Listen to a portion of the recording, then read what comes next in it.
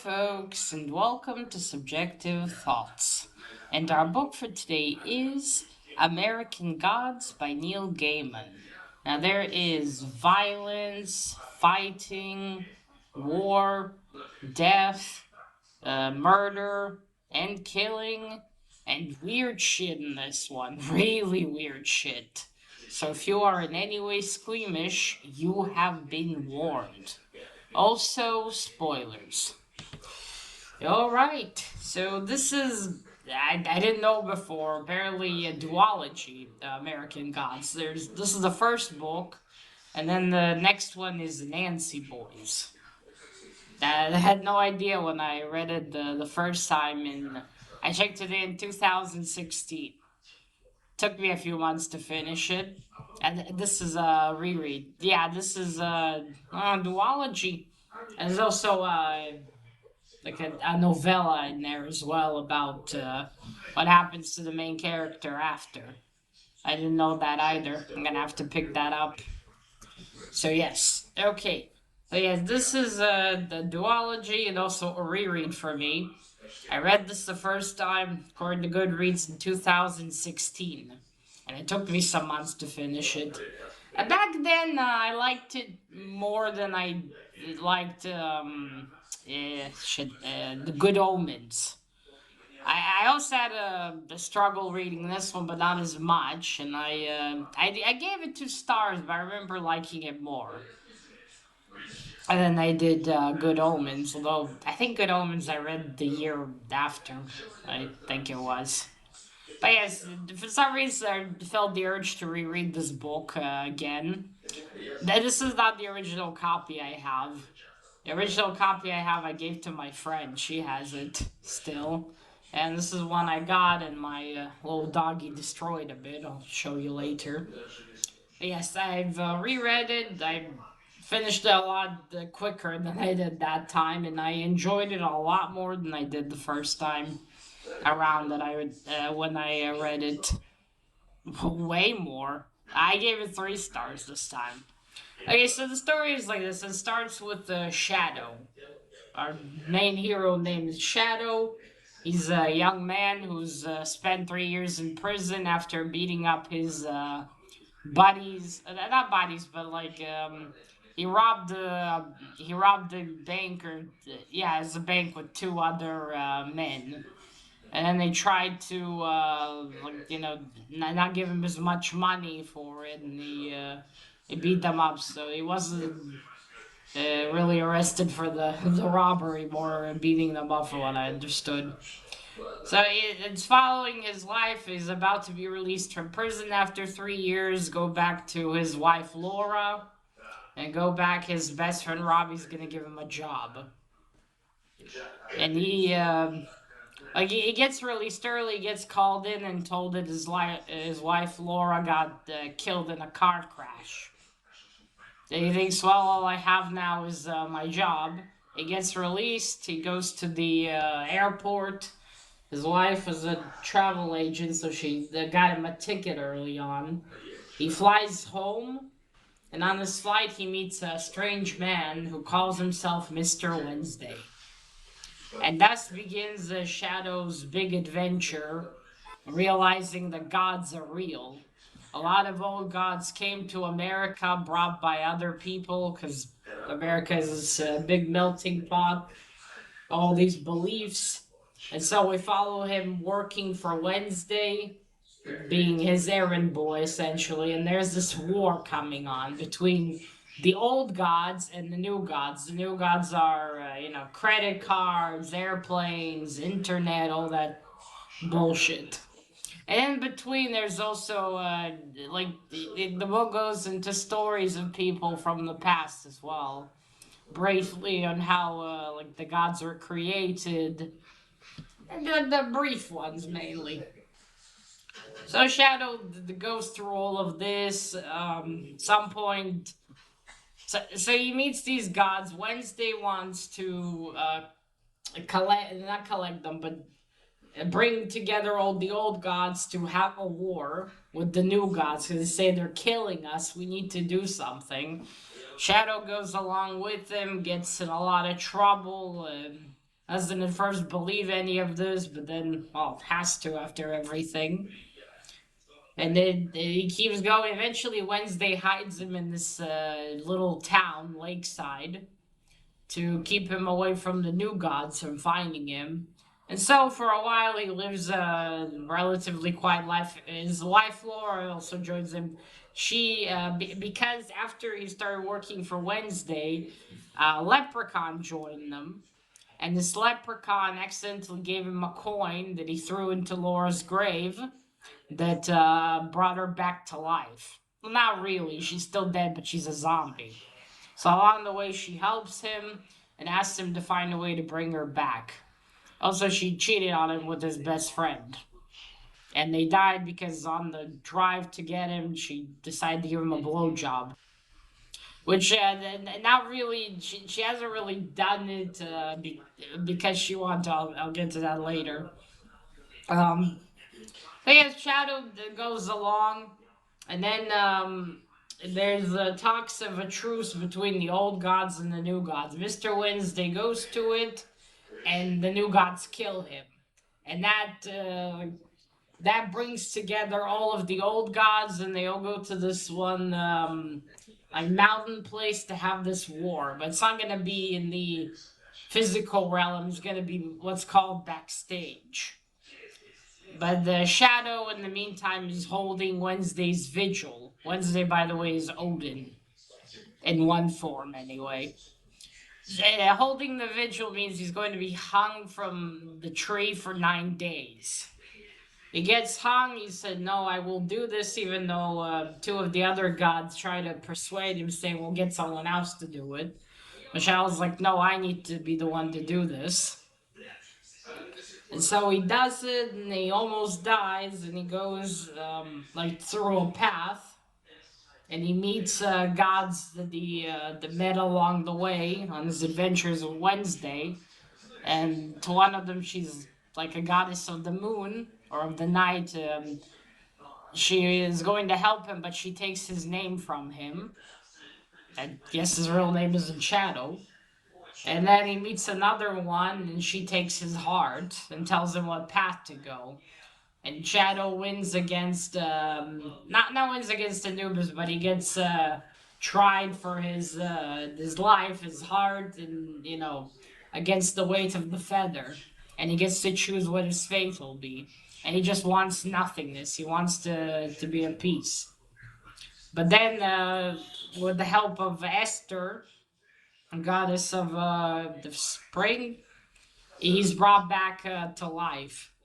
So what this has all been about is that Wednesday's a con man, and on the like way before things go to shit, he tells Shadow about all these cons you can do, and Shadow realizes that all of this has been a two-man con. So the leader of the new gods, his name is Mr. World, is Loki. Loki Laysmith, who's also been with Shadow in prison. He's been his cellmate. So all of this has been orchestrated by Odin and Loki to be one big sacrifice to Odin. All these gods would fight, they would bleed, and Odin would be rejuvenated with their blood and their sacrifice. And Loki would get power from the chaos that would go on. That has been the plan all along. That was the two-man con between them. And after Shadow's brought back to life, he travels on a Thunderbird to go stop them all before they kill each other. And when he gets there, a few of them are already dead, but he manages to stop them. Laura also helps him. Mr. World or Loki sends one of his men to go get a stick from the tree that Shadow's hung on in order to use it as a spear. It's just a symbol. And Laura uses that spear and kills Loki. She pierces herself and then him together.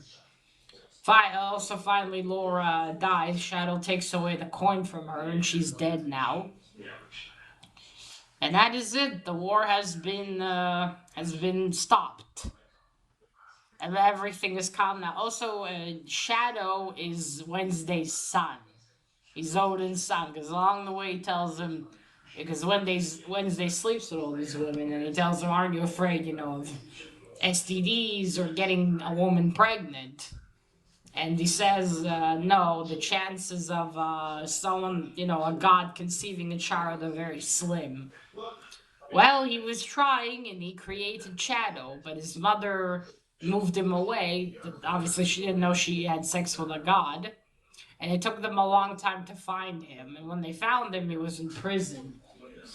So he used Shadow as well, the sacrifice of a son. And he was also, that's why he tried to keep Shadow away from everyone, so no one will figure out that he was his son or why it was important. So that's it. All of that is now done. But Shadow isn't done yet. He still has a few things that he must do. He goes back to he goes back with Mr. Nancy afterwards, one of the gods, to his house. They go out in the bar, drink some beer. The next day, he gives Shadow some aspirin. Shadow suddenly remembers about the truck. And he drives back to Lakeside, where he spent a few months in. Now, the thing is about Lakeside, why Wednesday hid him there was because there's a god there that's been keeping the town afloat. But in order for that to happen, that he's been taking a child each year. They have a tradition where they put a car in on the icy lake in Lakeside, and in that truck he would put the child that he would kill, and the car would drown in the lake, and no one would ever find out what happened to the child. So Shadow goes to the old clunker, the car, manages to open the trunk and finds the Allison, the girl that went missing that year. And then he almost drowns, but the god that's there, Mr. Hansenmal, I'm not sure how to pronounce his name, but he saves him because he owed Wednesday a debt. And then when he's helping Shadow recover in his apartment, Shadow figures it out. And this god has no way out besides being killed, or continuing on like this, just killing Shadow. But then he uses his powers to bring in the sheriff Chad Milligan, to hear everything, and Chad kills him. The thing is, Shadow was there, but then this god decided he didn't want him there anymore, so he made it so he made it so two people would come into Lakeside and make sure that they got Shadow removed from Lakeside. They knew that they knew him as Shadow and not as who he was pretending to be. So that is done. The sheriff makes it look like an accident. I mean, he covers the murder by putting up a fire in the fireplace. So it looks like he was burned. And the old man died from a fire. And thus, that's it. They leave. He buys Shadow new shoes. He buys Shadow a new pair of shoes, and sorry. Yeah, he buys Shadow new shoes. They go back to where Shadow's rented car is. And Chad Milligan, because of the orders of the god, is going to kill himself. But Shadow uses his own powers and reaches into his head and removes away that order, that cloud that's hanging there, and manages to tell him, "Okay, Chad, now go. This town is not going to be the same anymore. It's going to need your help." So that's it. Afterwards, he goes to say goodbye to one more girl that he met along the way. Gives her flowers. She never sees them though. And then he goes to do his final thing. Now, one of the gods, I think Kranzenberg is how you pronounce his name. He goes to see him again because they played checkers when he went to him together with Wednesday to convince him to join the fight. And he lost one game, And so Kreisenberg got to kill him with his hammer. But as he goes in, Kreisenberg and the three sisters that live there, they're also gods of a kind, and but they're cleaning. Spring is finally coming. I think Kreisenberg is gonna turn into another god or something. It seems. But anyway, he takes out his hammer and lightly hits Shadow in the forehead, almost like a kiss. Doesn't really hurt him. Dan tells him, "All right, go along your way." They shake hands and Shadow leaves. And then there's an epilogue of Shadow being in this in Iceland, in the town in Iceland, and going around there. He's basically traveling everywhere, not going back to America. And then he meets another version of Odin, not Wednesday though, but another version of Odin. Gives him the glass eye that Wednesday had. And that's it. Tells him goodbye and continues on his travels. Now, of course, there's a lot more in there than that, but you know, I can't make a well, the whole description. I'd have to write down how to say it. That's what happens in the book, and it was definitely a lot more interesting this time around than it was back then. I really enjoyed it, and I do have a Nancy boy, so next year I'll finally read it and see what it continues there. I think I mentioned in the beginning. There's also a book with like what happens to Shadow after this. So that's it basically. Shadow's a half god, I suppose you could say. It's gonna wander around until he wonders if one day he'll have a home to go back to, and what's that home going to be? Is he gonna meet more gods along the way? I think a Nancy Boys might be Mr. Nancy's children, perhaps. I'm not sure though. But yeah, it's another very interesting adventure by Neil Gaiman. It's very long, but it's indeed very interesting. Just reading through all of these gods and everything. I must say I enjoyed the parts with Shadow a lot more than the stories in between. They weren't boring, but I wanted more to go back to Shadow. And also, apparently, the first version of this book was shorter. Later on, Mr. Gaiman added more to like these editions. This is an old edition too. It's from the early 2000s actually. I bought these like a year or two ago, and I thought they were more new, but they're not.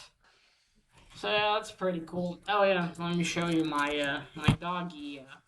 The book fell. My cats were on my table, and oops.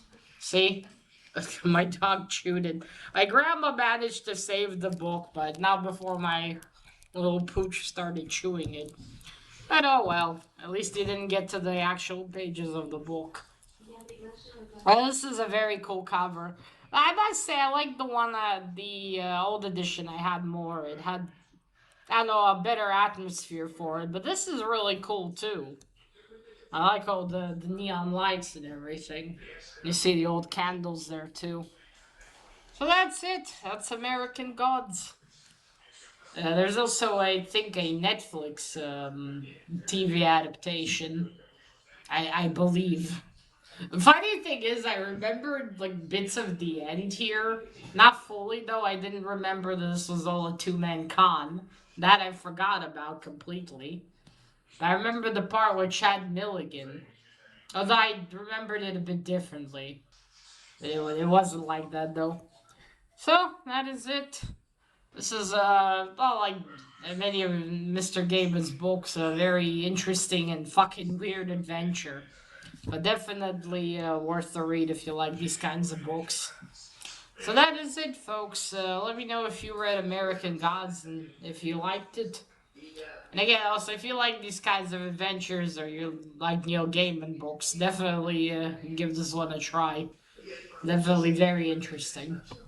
Alright, so that is it. Remember, collect what you're passionate about, share it on YouTube. Bye!